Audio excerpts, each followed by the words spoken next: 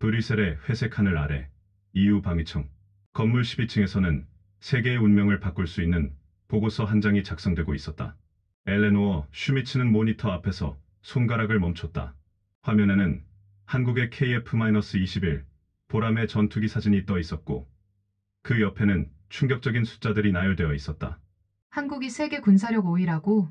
그녀의 목소리에는 믿을 수 없다는 감정이 섞여 있었다. 독일 공군 정보장교 출신인 41세의 엘레노어에게 이 보고서는 그저 동양의 작은 나라가 만든 허상처럼 보였다. 하지만 6개월 후, 이 여성은 완전히 다른 사람이 되어 있을 것이다. 그리고 그 변화의 시작점에는 한 대의 회색 전투기와 잊고 싶었던 언니의 기억이 있었다. 유령의 파일. 저는 그날을 지금도 생생히 기억합니다. 2025년 2월 15일, 브뤼셀 NATO 본부에서 열린 유럽 방산 전략 회의였죠. 회의실 안은 각국 방위 관계자들로 가득했고, 저는 독일 대표단의 일원으로 참석했습니다. 다음은 아시아 태평양 지역의 군사력 변화에 대한 보고입니다. 프레젠테이션이 시작되자 스크린에 한국의 국기가 나타났어요. 그 순간 저는 무의식적으로 미간을 찌푸렸습니다. 또 동양 이야기구나. 라는 생각이 들었거든요. 한국이 글로벌 파이어파워 군사력 순위에서 5위를 기록했습니다. 발표자의 말에 회의실이 술렁거렸어요. 저는 작은 소리로 중얼거렸습니다. 숫자 노름일 뿐이죠. 옆에 앉은 프랑스 동료가 저를 쳐다봤지만 저는 신경 쓰지 않았어요. 한국이라는 나라에 대해 제가 가진 감정은 복잡했거든요. 스크린에 KF-21 보라매의 사진이 떠올랐을 때 저는 코웃음을 쳤습니다. 한국이 전투기를 만든다고요? 기술 모방겠죠. 그때 갑자기 10년 전 기억이 떠올랐어요. 언니 카타리나가 한국 출장에서 돌아온 뒤 한 말이었습니다. 엘레노어, 한국은 우리가 생각하는 것과 달라. 정말 놀라운 나라야. 하지만 언니는 그 후 한국인 남성과 결혼했고 가족과 연락을 끊었어요. 부모님은 그 일로 큰 상처를 받으셨고 저 역시 언니를 이해할 수 없었죠. 어떻게 가족을 버리고 그렇게 멀리 떠날 수 있을까요? 회의가 끝나고 저는 혼자 사무실에 남았습니다. 컴퓨터 화면에는 여전히 보람의 사진이 떠 있었어요. 회색 동체의 날렵한 형태의 전투기였지만 저에게는 그저 서방 기술을 베낀 모조품으로 보였습니다. 기껏해야 유로파이터나 F-35 짝퉁이겠지. 그런데 자료를 더 들여다보니 이상했어요. 한국의 방산 수출액이 급격히 증가하고 있었고 특히 동유럽과 중동 국가들이 한국제 무기를 선호한다는 보고서가 있었거든요. 저는 문득 불안해졌습니다. 혹시 우리가 놓치고 있는 게 있는 건 아닐까요? 독일의 군수산업이 위협받는 건 아닐까요? 하지만 곧 고개를 저었어요. 한국 같은 나라가 독일과 유럽을 위협할 리 없다고 생각했거든요. 언니의 일 때문에 제가 편견을 가지고 있다는 것도 알고 있었지만 그렇다고 해서 객관적인 판단이 흐려질 수는 없었습니다. 그날 밤 집에 돌아가는 길에 저는 계속 생각했어요. 왜 한국이라는 단어만 들으면 이렇게 불편할까요? 언니가 떠난 게 정말 그렇게 큰 상처였을까요? 답은 찾을 수 없었지만 한 가지는 확실했습니다. 저는 한국이라는 나라를 제대로 알고 싶지 않았고 인정하고 싶지도 않았어요. 검은 파일. 저에게 한국 출장 명령이 떨어진 건 그로부터 일주일 후였습니다. 상사인 하인츠 밀러 국장이 제 사무실로 들어왔을 때의 표정을 잊을 수 없어요. 엘레노어, 급한 임무가 생겼습니다. 어떤 임무인가요? 한국에 가서 그들의 방산 기술을 직접 평가해야 합니다. 순간 머릿속이 하얘졌어요. 한국이라고요? 제가 가장 가고 싶지 않은 나라였는데 왜 하필 저를 보내시는 거죠? 밀러 국장은 심각한 표정으로 파일을 제 앞에 놓았습니다. 이 보고서를 보세요. 한국의 방산 수출이 우리 예상을 훨씬 뛰어넘고 있어요. 특히 폴란드가 한국제 자주포와 전차를 대량 주문했다는 소식이 들려왔습니다. 저는 파일을 펼쳐봤어요. 숫자들이 믿기 어려웠습니다. K9 자주포, K 전차, 그리고 FA-50 경공격기까지. 한국이 이렇게 많은 무기를 수출하고 있다니. 유로파이터 프로젝트에도 영향을 미칠 가능성이 높습니다. 한국의 KF-21이 성공하면 우리 시장이 위협받을 수 있어요. 그제야 상황이 이해됐어요. 이건 단순한 기술 평가가 아니라 경쟁 분석이었던 거죠. 정확히 어떤 걸 확인하라는 건가요? 한국의 실제 기술 수준을 파악하고 우리와의 협력 가능성을 타진해보세요. 그리고 무엇보다 그들이 우리에게 진짜 위협이 되는지 알아내야 합니다. 저는 잠시 망설였어요. 한국이라는 나라 자체가 불편했는데 그곳에 가서 일해야 한다니. 다른 사람을 보내면 안 될까요? 아시아 전문가라면. 엘레노어, 당신이 가장 적임자입니다. 독일 공군 출신이고 방위 기술에 대한 이해도도 높죠. 게다가 편견 없는 객관적 판단을 내릴 수 있는 사람이니까요. 편견 없다고요? 저는 속으로 쓴웃음을 지었어요. 밀러 국장은 제가 한국에 대해 어떤 감정을 가지고 있는지 전혀 모르고 있었거든요. 결국 저는 수락할 수밖에 없었습니다. 거부할 만한 합리적인 이유가 없었으니까요. 언제 출발하면 되나요? 다음 주 월요일입니다. 2주간 체류 예정이고 한국 국방부와 주요 방산업체들을 둘러볼 거예요. 사무실을 나선 후 저는 복도에서 한참을 서 있었어요. 한국에 간다는 게 믿기지 않았거든요. 언니가 떠난 그 나라에 제가 직접 가게 될 줄이야. 그날 밤 집에서 한국에 대한 자료를 찾아봤어요. 경제 성장률, 기술 혁신 지수, 그리고 방산 수출 현황까지. 숫자만 보면 분명 인상적이었지만 저는 여전히 의심스러웠습니다. 모든 게 겉보기만 그럴듯한 거겠지. 하지만 마음 한구석에서는 다른 목소리가 들렸어요. 혹시 제가 틀렸다면? 한국이 정말로 우리가 무시할 수 없는 나라라면? 그 생각을 떨쳐내려 했지만 쉽지 않았어요. 결국 저는 잠들기 전까지 계속 고민했습니다. 이 출장이 저에게 어떤 의미가 될지 그때는 전혀 알 수 없었죠. 도착, 불편한 미소. 인천공항에 도착했을 때의 첫인상은 생각보다 깔끔하다는 것이었습니다. 하지만 저는 일부러 무표정을 유지했어요. 좋은 인상을 받았다는 걸 티 내고 싶지 않았거든요. 공항에서 저를 마중 나온 건 한국 국방부 국제협력실의 김민수 과장이었어요. 30대 후반으로 보이는 남성이었는데 생각보다 영어를 유창하게 구사했습니다. 슈미츠 박사님, 한국에 오신 것을 환영합니다. 감사합니다. 짧은 일정이지만 많은 것을 보고 싶어요. 김 과장은 밝게 웃으며 가방을 들어줬어요. 저는 그 친절함이 어색했습니다. 너무 자기적으로 느껴졌거든요. 호텔로 가는 길에 김 과장이 말했어요. 내일부터 본격적인 일정이 시작됩니다. 먼저 한국항공우주산업에서 KF-스무한 개발 현황을 보시고 오후에는 공군 작전사령부를 방문하실 예정이에요. KF-스무한 말이죠. 실제로 어느 정도 완성된 건가요? 이미 시험 비행을 성공적으로 마쳤고 양산 준비 단계에 있습니다. 저는 속으로 코웃음을 쳤어요. 시험 비행 정도로 뭔가 대단한 성과를 이룬 것처럼 말하다니. 다음 날 아침 경남 사천의 한국항공우주산업 본사에 도착했어요. 건물 규모는 생각보다 컸지만 여전히 유럽의 에어버스나 독일 방산업체들에 비하면 작아 보였습니다. 공장 내부로 들어갔을 때 저는 잠시 말을 잃었어요. 생산 라인이 생각보다 체계적이었거든요. 하지만 곧 냉정을 되찾았습니다. 이 부품들은 어디서 들여온 건가요? 안내를 맡은 연구원이 대답했어요. 일부는 해외에서 조달하지만 핵심 기술은 모두 국산화했습니다. 핵심 기술이라고 하면 항공전자 시스템, 레이더, 그리고 엔진 제어 시스템까지요. 저는 여전히 의심스러웠어요. 한국이 그런 고도의 기술을 독자 개발했다는 게 믿기지 않았거든요. 그때 갑자기 뒤에서 목소리가 들렸어요. 의심스러우시겠지만 직접 보시면 달라질 겁니다. 돌아보니 30대 초반으로 보이는 여성이 서 있었어요. 공군 대위 계급장을 달고 있었죠. 저는 박지연 대위입니다. 시험비행 조종사로 근무하고 있어요. 여성 조종사라고요?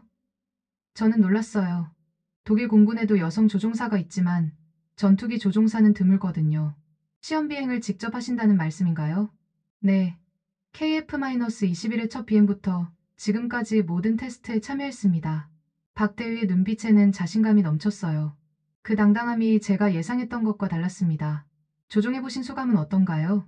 놀라우실 텐데 유럽 전투기들과 비교해도 전혀 뒤지지 않아요. 오히려 일부 기능은 더 우수하다고 생각합니다. 저는 그 말을 반신반의했어요. 하지만 박 대위의 표정에서 거짓말하는 기색을 찾을 수 없었습니다. 점심시간에 구내 식당에서 식사를 하는데 벽에 걸린 사진들이 눈에 띄었어요. 한국항공우주 산업의 역사를 보여주는 사진들이었는데 그 중에 한 장이 제 시선을 붙잡았습니다. 외국인 연구원들과 함께 찍은 사진이었는데 그 중에 낯익은 얼굴이 있었어요. 금발의 파란 눈의 여성이었는데 저 사진의 여성분은 누구인가요? 김 과장이 대답했어요. 아, 카타리나 슈미츠 박사님이시군요. 10년 전에 기술 교류로 오셨던 독일 연구원이세요. 정말 훌륭한 분이셨어요. 순간 머리가 하얘졌어요. 카타리나, 그건 제 언니 이름이었거든요. 그날 밤 호텔에서 저는 잠을 이룰 수 없었어요. 언니가 정말 이곳에서 일했다니. 그동안 언니에 대해 알고 있던 게 전부가 아니었던 거죠.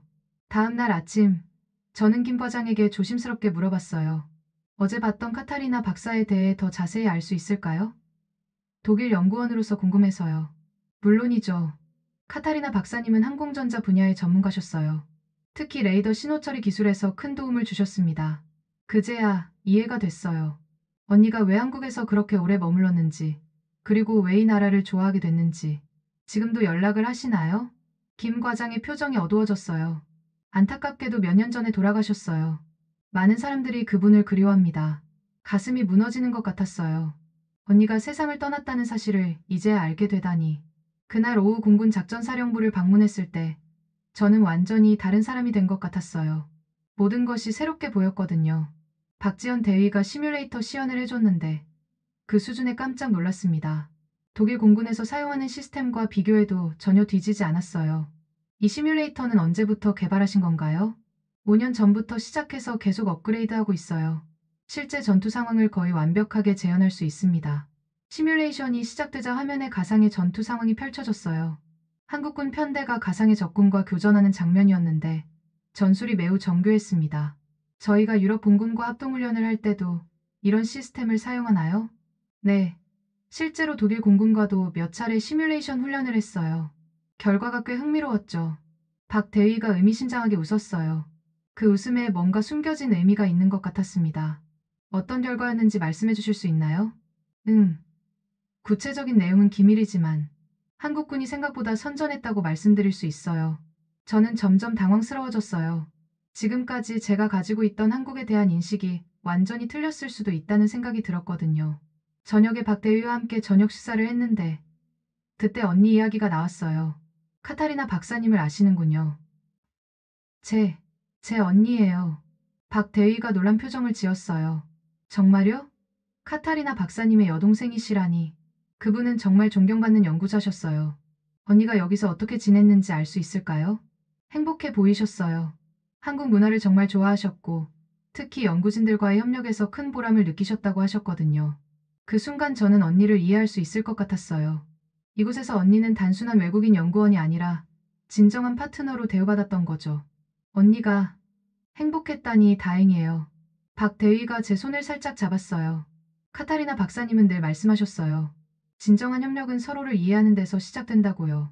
그날 밤 호텔로 돌아가면서 저는 많은 생각을 했어요. 과연 제가 한국을 제대로 이해하려고 노력했던 걸까요? 일주일이 지나고 저는 독일 본부에 중간 보고서를 보내야 했어요. 하지만 뭘 써야 할지 고민이 됐습니다. 솔직하게 써야 할까요? 아니면 상부가 듣고 싶어 하는 말을 써야 할까요? 결국 저는 객관적인 사실만 적기로 했어요. 한국의 방산 기술 수준은 예상보다 높습니다. 특히 KF-21의 경우 독자 기술력이 상당한 것으로 판단됩니다. 유럽 방산업계의 실질적인 경쟁자가 될 가능성이 있어 보입니다. 이 보고서를 보낸 지 몇 시간 후 밀러 국장에게서 화상 통화가 왔어요. 엘레노어, 이 보고서가 정확한 건가요? 네. 제가 직접 보고 판단한 내용입니다. 하지만 너무 호의적으로 평가한 것 같은데 혹시 그쪽에서 뭔가 회유책을 쓴 건 아닌가요? 순간 기분이 나빠졌어요. 제 전문성을 의심하는 것 같았거든요. 국장님, 저는 15년간 이 분야에서 일해왔습니다. 감정에 휘둘려 잘못된 판단을 내릴 정도로 경험이 부족하지 않아요. 그렇다면 한국이 정말로 우리에게 위협이 될 수 있다는 말인가요? 협력하지 않으면 위협이 될 수 있다고 봅니다. 하지만 함께 일한다면 서로에게 도움이 될 거예요. 통화를 끝낸 후 저는 불편한 기분이 들었어요. 상부에서는 한국을 깎아내리는 보고서를 원하는 것 같았거든요. 그런데 며칠 후 더 충격적인 일이 일어났어요. 제가 보낸 내부 보고서 내용이 언론에 유출된 거예요. 특히 박지현 대위와의 개인적인 만남이 과장되어 보도됐습니다. 독일 방산 전문가, 한국 공군 장교와 의심스러운 접촉. 이런 식의 기사가 나온 거죠. 마치 제가 스파이라도 되는 것처럼 써놨어요. 김 과장이 걱정스러운 표정으로 말했어요. 박사님, 괜찮으신가요? 이상한 기사가 나왔던데. 누가 이런 걸 흘렸을까요? 아마도 유럽 쪽에서 누군가가. 그제야 알았어요. 제 보고서가 어떤 사람들에게는 달갑지 않았던 거죠. 한국을 긍정적으로 평가한 것 자체가 문제였던 겁니다. 그날 저녁 박 대위에게서 연락이 왔어요. 슈미츠 박사님, 기사 때문에 고생이 많으시겠어요. 미안해요. 제 때문에 당신까지 곤란해진 것 같아서. 아니에요.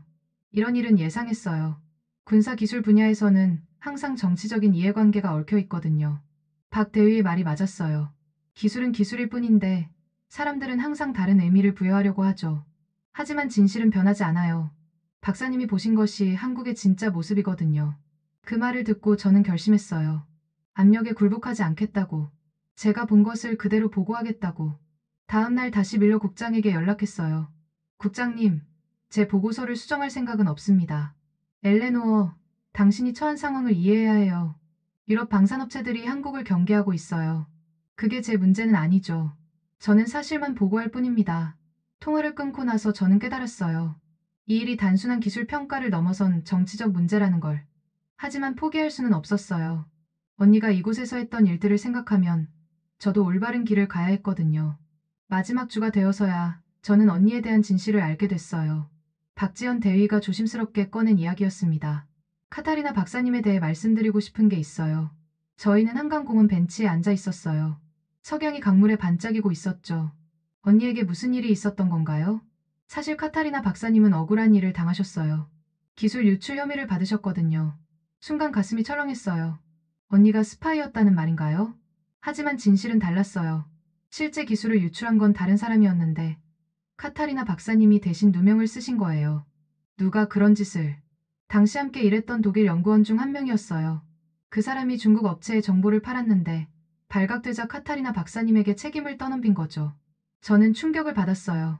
언니가 가족을 버리고 한국에 남은 게 아니라 누명을 벗기 위해 어쩔 수 없이 남았던 거라니. 그래서 독일로 돌아가지 못하셨던 건가요? 네. 하지만 한국에서는 카타리나 박사님의 무고함을 믿었어요. 그래서 계속 연구를 할 수 있었고, 좋은 사람도 만나서 행복하게 사셨죠. 박 대위가 휴대폰을 꺼내더니 사진 한 장을 보여줬어요. 언니가 한국인 남편과 함께 웃고 있는 사진이었습니다. 정말 행복해 보였어요. 언니가 이렇게 행복했다니. 마지막까지도 가족 이야기를 자주 하셨어요. 특히 똑똑한 여동생이 있다고 자랑하시곤 했죠. 눈물이 났어요. 그동안 언니를 오해했던 제 자신이 미워졌거든요. 그날 오후, 저는 서울항공우주박물관에서 열린 방산 박람회에 참석했어요. 그곳에서 처음으로 KF-21 보람의 실기를 봤습니다. 회색 동체의 날렵한 형태의 전투기가 전시장 중앙에 서 있었어요. 생각보다 크고 위험 있어 보였습니다. 인상적이죠? 뒤에서 김 과장이 말했어요. 네, 생각보다 훨씬. 카타리나 박사님도 처음 보셨을 때 같은 반응이셨어요. 한국이 이런 걸 만들 수 있다니 믿기지 않는다고 하시면서요. 그때 갑자기 박람회장에 방송이 울렸어요. 잠시 후 KF-21 보람회의 시범 비행이 있겠습니다. 사람들이 밖으로 나가기 시작했어요. 저도 따라 나갔죠. 활주로 끝에서 보람회 한 대가 엔진을 가동하고 있었어요. 제트 엔진 소리가 점점 커지더니 드디어 이륙했습니다. 하늘로 솟구치는 보람회를 보는 순간 저는 눈시울이 뜨거워졌어요. 이게 바로 언니가 함께 만든 전투기구나 라는 생각이 들었거든요. 비행기가 하늘에서 여러 기동을 선보였어요. 롤링, 루프, 그리고 고속 패스까지. 독일의 유로파이터와 비교해도 전혀 부족하지 않은 성능이었습니다. 언니도 이 광경을 봤을까요? 김 과장이 대답했어요. 초기 설계 단계부터 참여하셨으니까 이 순간을 가장 기다리셨을 거예요. 비행이 끝나고 착륙하는 보람회를 보면서 저는 깨달았어요. 이건 단순한 무기가 아니라 수많은 사람들의 꿈과 노력이 담긴 결정체라는 걸. 그리고 그 중에는 제 언니의 마음도 들어있었던 거죠. 그날 저녁 호텔 방에서 저는 오랫동안 창밖을 바라봤어요. 서울의 야경이 아름다웠지만 제 마음은 복잡했습니다. 지금까지 제가 가지고 있던 편견들이 얼마나 잘못된 것이었는지 깨달았거든요. 한국이라는 나라도 언니의 선택도 모든 게 제가 생각했던 것과 달랐어요. 내일이면 독일로 돌아가야 했지만 저는 완전히 다른 사람이 된 것 같았습니다. 독일로 돌아가기 전날 저는 박지연 대위와 마지막 만남을 가졌어요. 인천공항 근처 카페에서였죠. 이번 방문이 어떠셨어요? 제 인생을 바꾼 시간이었어요. 정말 솔직한 심정이었습니다. 2주 전에 저와 지금의 저는 완전히 다른 사람이었거든요. 독일에 돌아가서 어떤 보고서를 쓰실 건가요? 진실을 쓸 거예요. 한국은 유럽과 동등한 파트너가 될 수 있다고. 박 대위가 걱정스러운 표정을 지었어요. 그런 보고서를 내면 어려움이 있지 않을까요? 그럴 수도 있죠. 하지만 거짓말은 할 수 없어요. 비행기 시간이 다가와서 작별 인사를 해야 했어요. 당신은 제 동생 같았어요. 언니가 이곳에서 만났을 사람들이 모두 당신 같았다면 정말 행복했을 거예요. 박 대위의 눈에 눈물이 맺혔어요. 카타리나 박사님이 살아계셨다면 정말 기뻐하셨을 거예요. 여동생이 이렇게 훌륭한 사람이라는 걸 아시고 독일로 돌아가는 비행기 안에서 저는 최종 보고서를 작성했어요. 이번에는 주저하지 않았습니다. 한국의 방산 기술은 유럽과 동등한 수준에 도달했습니다. KF-21 보라매는 차세대 전투기로서 충분한 경쟁력을 갖추고 있으며 한국은 우리가 무시할 수 없는 전략적 파트너입니다. 경쟁보다는 협력을 통해 상호 이익을 추구하는 것이 바람직합니다. 브뤼셀에 도착한 다음 날, 저는 EU 방위청 긴급회의에 참석했어요. 제 보고서 때문에 소집된 회의였죠. 슈미츠 박사, 이 보고서가 정말 당신의 객관적 판단인가요? 프랑스 대표가 날카롭게 물었어요. 네. 제가 직접 보고 경험한 바를 토대로 작성했습니다. 하지만 너무 호의적인 것 같은데 사실을 호의적이라고 말할 수는 없죠. 이때 밀러 국장이 끼어들었어요. 한국과의 협력을 제안하는 이유가 뭔가요? 경쟁에서 이기려고 하면 서로 손해입니다. 하지만 협력하면 윈윈할 수 있어요.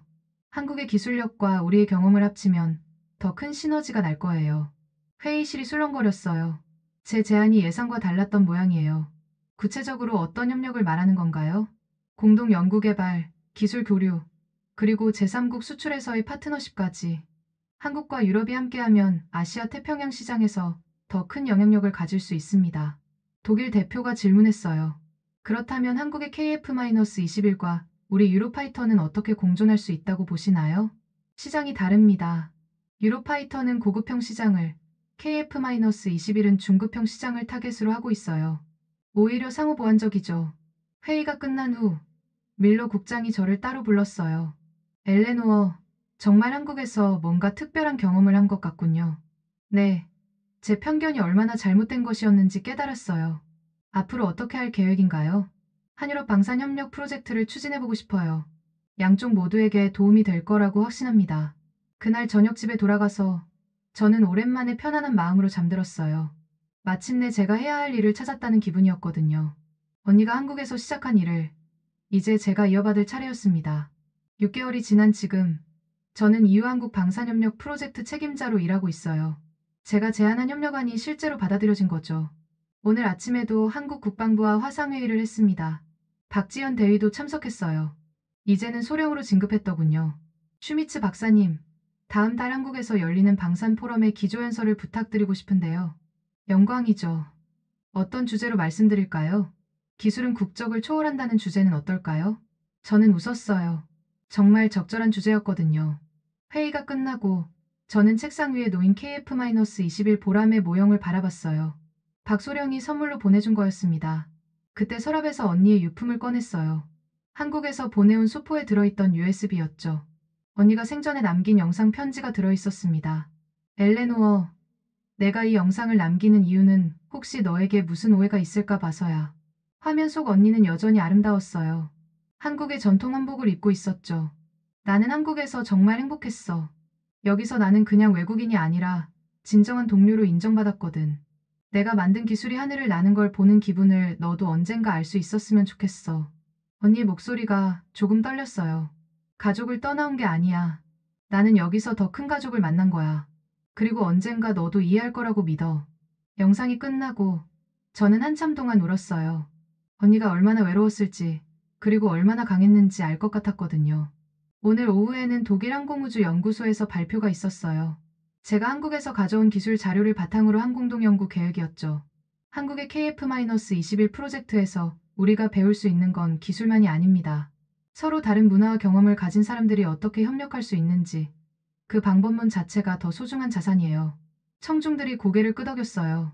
이제는 제 말에 반박하는 사람이 거의 없었습니다. 우리는 준비되었습니까? 변화하는 세상에서 편견을 버리고 진정한 파트너십을 구축할 준비가 되었는지 스스로에게 물어봐야 합니다. 발표가 끝나고 한 젊은 연구원이 질문했어요. 박사님, 처음에는 한국을 어떻게 생각하셨나요? 저는 솔직하게 대답했어요. 편견 덩어리였죠. 하지만 직접 보고 경험하니까 완전히 달랐어요. 사람은 자신이 보고 싶은 것만 보는 경향이 있거든요. 그날 저녁 집에 돌아와서 저는 한국에서 찍은 사진들을 정리했어요. 그 중에 보라매가 하늘을 나는 사진이 있었죠. 그 사진을 보면서 저는 조용히 웃었어요. 언니가 함께 만든 그 전투기가 지금도 하늘을 지키고 있다는 생각에, 그리고 이제 저도 언니의 뒤를 이어 진정한 협력의 다리를 놓고 있다는 사실에 창밖으로 별이 보였어요. 저는 그 별을 보면서 생각했습니다. 기술도, 꿈도, 그리고 사람의 마음도 국경을 넘나든다는 걸. 보라매의 그림자가 이제는 유럽 하늘에서도 평화의 상징이 되고 있다는 걸. 언니, 이제 이해해요. 당신이 왜 그곳을 선택했는지. 그리고 저도 그 선택을 이어가고 있어요. 2년 후 파리 에어쇼에서는 특별한 장면이 연출되었다. 한국의 KF-21 보라매와 유럽의 유로파이터가 나란히 전시되어 있었고 두 전투기 앞에서는 한국과 유럽 방산업체들이 공동개발 협약서에 서명하고 있었다. 엘레노어 슈미츠는 그 현장에서 미소를 지었다. 불과 2년 전만 해도 상상할 수 없었던 일이 현실이 된 것이다. 기술은 국적을 초월한다. 그녀가 자주 하는 말이었다. 그리고 그 말은 이제 현실이 되고 있었다. 언니 카타리나가 시작한 작은 씨앗이 마침내 큰 나무로 자란 것이다. 하늘에서는 보라매와 유로파이터가 함께 비행하고 있었다. 서로 다른 나라에서 만들어진 전투기들이지만 이제는 같은 하늘을 나누며 평화를 지키는 동반자가 되었다. 엘레노어는 주머니에서 작은 사진 한 장을 꺼냈다. 언니 카타리나가 한국에서 행복해하던 모습이 담긴 사진이었다. 언니, 우리 해냈어요. 그녀의 속삭임이 파리의 바람에 실려 날아갔다. 그리고 어디선가 보라매의 엔진 소리가 희망의 메시지를 전하는 것 같았다. 편견은 무기보다 위험하지만 이해는 그 어떤 기술보다 강력하다는 것을, 그것이 엘레노어가 배운 가장 소중한 교훈이었다.